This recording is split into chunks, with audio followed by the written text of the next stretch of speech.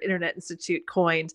He said, you can't even say, okay, I am offline, I'm online, because we're so embedded in it. It surrounds us in our whole environment. Even when we're not actively using our phone, there's influences all around us that we may not even be conscious of, that the digital environment is wreaking on us. So it's really, like, sorry to jump in, Elaine, yeah. because that's a really important point in terms of our ability to control this. What's an example of, like, we're always being influenced by this, even if we choose to go into the bush or turn our notifications off? Well, absolutely. I mean, even the opportunities that we're able to have, or the kinds of, work that we're able to do, or how people view us, for example, is influenced by our online personae. You can't walk the streets in the United Kingdom without CCTV. You're not never free from the potential chilling effects of freedom of assembly or freedom of protest, because you know that there could be facial recognition enabled CCTV. So there's all sorts of data always being captured about us, and it influences all sorts of aspects of our lives in ways of which we're barely conscious, or there's various ways in which it can play into various power relationships that we have in our society, whether it's those relationships with governments and regulators, whether it's relationships with the places where we're constrained to buy things from because that's the only option. So it's really, there's lots of different ways. So there's much bigger issues, some of which he alluded to in his book. It goes beyond attention, obviously. But those are things that are, I guess, what we're talking about for the purposes of this book is really this whole free will versus determinism thing that Hari's got going on, about the kind of question of how much control do we still possess, if we ever possessed it, and how do we leverage that control if we've got it. Yeah, I mean, that one of the reasons I enjoyed this book and this topic, and I'm yet to read Reboot, but it's lined up nicely now off the back of this for all of us at Rebel Book Club, is this: it opens up a much bigger conversation, which is where your expertise is. So tell us a little bit, Elaine. We obviously dived into what happens in the digital afterlife with you, with All the Ghosts in the Machine a few years ago, which was fantastic. Rebel Book Clubbers who weren't involved with that, highly recommend you look at what happens to your technological footprint after you die, or after someone dies. So from a Facebook page through to your will and everything else. So that was what Elaine's previous book. But Reboot, how we reclaim our relationship with technology. Tell us about the premise of the book, and what it tries to do and how it tries to help people. Well, it's really interesting reading Reboot alongside Stolen Focus, because we're grappling with a lot of the same questions. I think that if Johan read Reboot, I think he'd wonder, or maybe at various points, he might accuse me of what he calls cruel optimism, because he takes a very deterministic view in terms of us being controlled by our environment, by forces that are just too big and too toxic and too pervasive, that it sort of smashes what remains of our free will. He doesn't actually believe that, or he wouldn't have a section at the end where he talks about the personal things that he does to try to control his own relationship to technology and his attention span. However, I would say that I probably I acknowledge all the same things that he acknowledges in Reboot, but I think that I really lean much further into what is our agency, because I think that partly the story that we're telling ourselves about having free will or not having free will matters a lot for the actions that we're actually able to take. If we tell ourselves a story that is basically a learned helplessness story, that there's nothing that we can do, that they've got us by the, and there's no point in even trying to resist anymore, then we'll behave a certain way. If we tell ourselves that actually, even though my situation is influencing me or constraining me, I still have some measure of choice. It's interesting that video that you showed referenced Viktor Frankl, because of course Viktor Frankl is the king of talking about having free will and agency, even in the most unimaginably circumstances of being imprisoned in a concentration camp. And he talked about the freedom and the agency that he was able to retain, that he felt kept him alive and gave his life purpose and meaning, even though he was where he was. And so I really accept that premise that I am a sort of soft determinist. I absolutely believe that we are influenced powerfully by our situations, our environment, our situational givens, absolutely. But within that, we retain some measure of agency that we can learn to have more command of, or we can, through self-awareness, through mindfulness, through being in better contact with what matters to us, we can lean into that more. So Reboot is really about that through the whole of the lifespan. And it's particularly about leveraging our awareness of how our digital habits affect other people, and using that understanding to be more committed ourselves, because it's not just about us. The digital actions that we take, if our attention, for example, is so squarely on all the things that, that bedevil us, whether it's social media, or whether it's being online for work the whole time, or what notifications, or whatever it is, it's not just you that's affected by that and your ability to achieve stuff. It's your child that's trying to get your attention, or it's, the person that you're in a relationship with. We use our technology in ways that actually affect our relationships deeply, that could be affecting children's social and neurological development, because instead of being able to mirror that child and engage in the interaction that children need to develop well, you know, parents are getting so captured by, for example, smartphones, that they lapse into this sort of still face thing where they're not responsive, and children get really distressed at the still face thing. It's been shown in something called the still face experiments, which are really heart-rending experiments, especially when you realize that the children growing up today might be a generation of kids who have problems with attachments because the parents' attention has been captured by, because parenting young kids can be boring and tedious, and you want to be connected with adults, and you want to be filling the hours somehow, and you don't realize how much mirroring and responsiveness and interaction might be getting missed out on because you're looking over here. So that's an example of some of the things that I talk about in the book, that says it's not, your attentional issues are not just about you. They have a huge impact on other people in your life.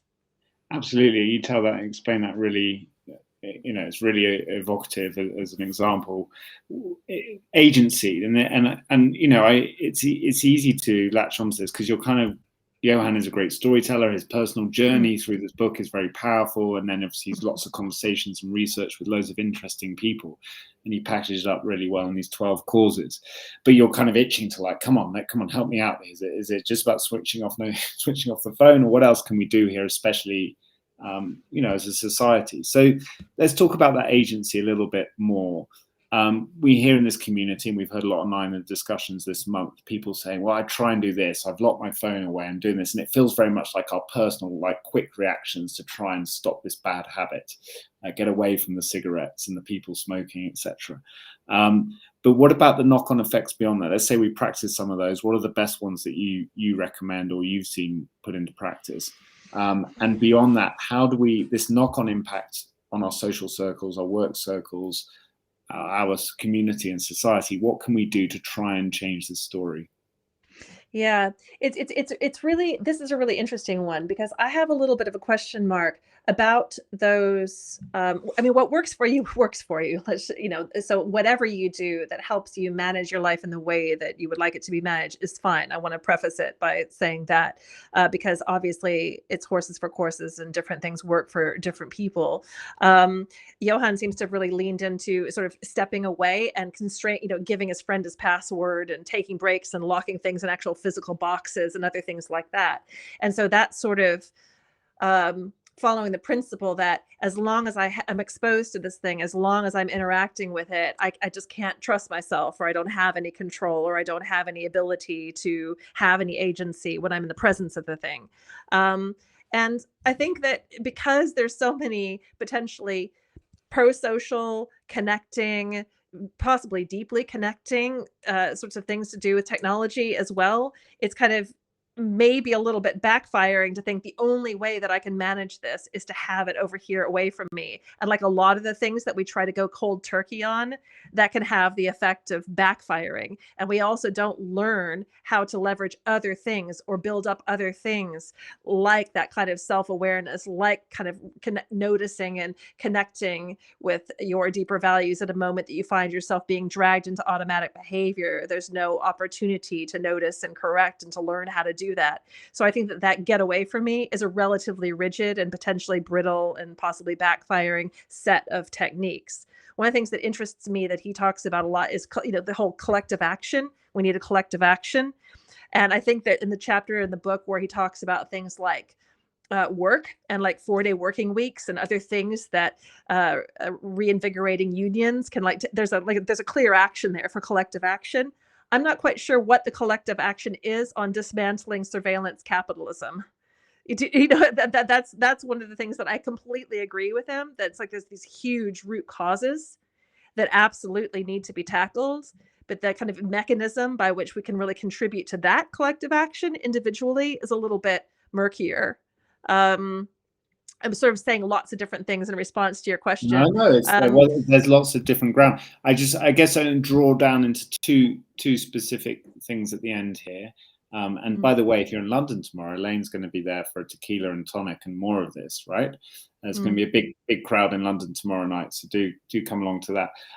So specifically, what does your life in technology look like now, especially if you've immersed yourself in this subject? How does it in your relationship with your children and technology? And then separate to that, or maybe it's connected, in the age of AI, as you mentioned earlier, what can we expect? How can we expect our ability to pay attention to change? Is it actually going to be enhanced by AI, or is it going to become a lot harder? Well, I mean, with respect to my life, I think that, well, you remember when Rebel Book Club read, of course, James Clear's Atomic Habits. And one of the things that he talked a lot about was friction, increasing the friction between you and whatever things you didn't want to do as much of, and decreasing the friction between you and what did matter. So I think I do a lot of that sort of stuff with respect to technology. I think that I've definitely been much more deliberate and thoughtful and reflective about my values, and of really, the awareness of, and really going deep in my awareness of the effect that technology use has on other people and how special they feel relative to the technology that I'm using, or how much attention my child or my partner or my friends were getting. That had a more powerful impact on me than any shoulds that I just imposed, like, oh, I really should not do as much of that, or I really should spend less time that. When I thought just about myself, my attempts to change my various technological behaviors were much less effective. Once I really started thinking in terms of the systems that I was in and who I wanted to be in those systems and how I wanted to be and how I wanted people to experience me and what I wanted to be for them, I found that incredibly transformative, really, in my whole relationship with tech. Ulrich Lings at the Oxford Internet Institute, he has this project, the Regaining Control Over Digital Device Use project, and he has a lot of different tools and techniques, and that include tools that can be installed on a phone. And one of the ones that I really like, and I'm trying to remember the name of it, I'll try to search it out, is a thing that just sort of says you're wanting to go on to Instagram or whatever, like, what are you doing this in service of, or what value are you serving here, or something that's just like a check, where it basically makes you engage with this question of, what are you really needing right now? What are you really wanting? And it's that moment to sort of pause and come out of that automatic behavior. So I do lots of things in both how I physically That arrange my reminds me of, environment. I was going to say, Elaine, that reminds me of Gary Lineker's technique for Twitter, which is he writes the tweet 3 times, and if on the 3rd time he still likes the sound of it, he tweets it. Yeah. So it's about slowing ourselves down. Yeah. So part of this is the great acceleration, Robert Colville's thing about the great acceleration. We're so entrained in pacing that we're going to be very used to being instinctive and very used to being impulsive and reactive. And so anything we can do to slow ourselves down and to have that moment of reflection. And Hari talks in the book almost as though this is somehow the province of the privileged. I don't necessarily agree with that. I think that that's anything that's something that anybody, no matter what their situation and station in life, can do, is to stop and say, hold on a second, so anything that can slow ourselves down is a really valuable thing, but only if you are then using that time you've bought for yourself to check in about something like that. You know, where you're taking the time to think through its impact or its concordance with your value, or what it is that you're actually doing this for, and if there's a better way of getting that particular need met. I think that a lot of times when we do stuff, we're looking to scratch a particular social or psychological itch. And there are myriad other ways to get that done that might be healthier for us and healthier for our relationships, but we Yeah, won't pivot to those unless we slow down. got it. That's really clear. If only Johan was here to engage in these positive critiques of his argument. He doesn't respond to email or direct messages. He did actually join us a few years ago, but He did. But the AI question, yeah, anyway. no, absolutely. He might be on his holiday, his 6 month. He said he takes a 6 month holiday from whatever. But the AI question is a whole nother ball of wax. I mean, obviously, because it all did you just say a depends on whole what other ball of wax, Elaine? a whole nother ball of. There's two balls of wax. No, I don't know. I'm not sure. I think I mixed my metaphors there. Yeah, Sorry. I love it though. A whole nother ball of wax. Whole nother ball of wax.